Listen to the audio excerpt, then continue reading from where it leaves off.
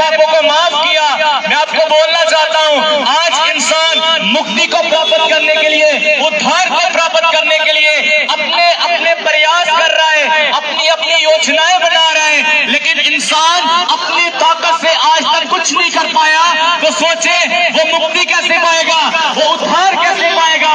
इसलिए पाप से छुटकारा दिलाने के लिए, पाप से क्षमा पाने के लिए स्वयं परमेश्वर को कुछ करना पड़ा।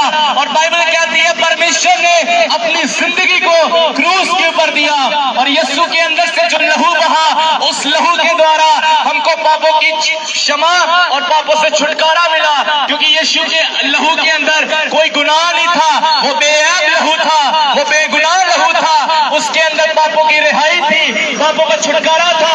और बाइबल कहती है यीशु ने अपना लहू न ईसाइयों के लिए बहाया, न गोरों के लिए बहाया, लेकिन गुनहगारों के लिए बहाया।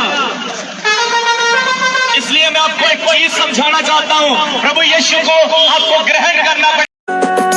ईसा मसीह के वचन को हर कोने कोने में फैला दूंगा। ईसा मसीह के वचन को हर कोने। इस वीडियो को भी देख लेते हैं।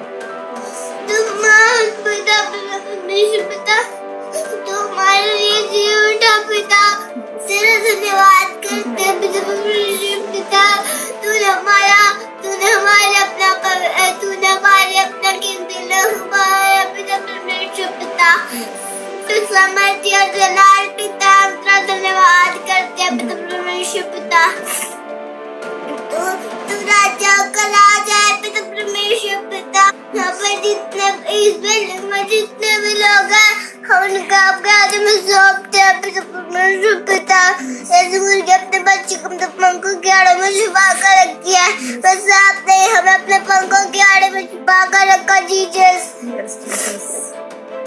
पिता आप हमारे संग और साथ रहते हैं पिता परमेश्वर पिता।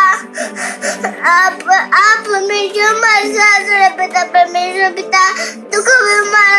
तो दोस्तों जैसा कि अभी आप